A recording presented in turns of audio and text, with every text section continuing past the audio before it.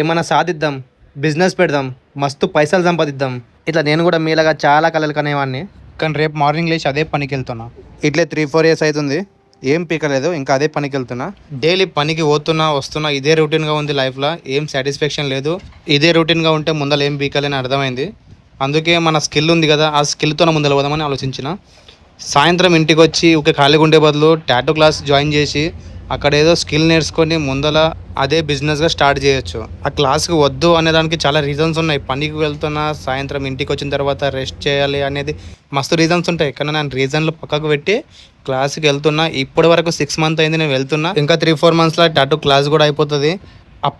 అప్పుడు మా అమ్మ చాలా కిక్ ఉంటుంది. ఎందుకంటే ఇన్ని రోజులు ఇష్టం లేకుండా పోయి చేసే పని కన్నా ఇందులో పైసలు తక్కువ ఇచ్చినా కూడా చాలా హ్యాపీగా డైలీ పోయి నేను పని చేసి వస్తా. మీకు కూడా తెలుసు ఈ టాటూ ఫీల్డ్లో ఎంత పైసలు ఉన్నాయని. నేను ముందర బిజినెస్ పెట్టినా కూడా నాకు ఏం లాస్ లేదు.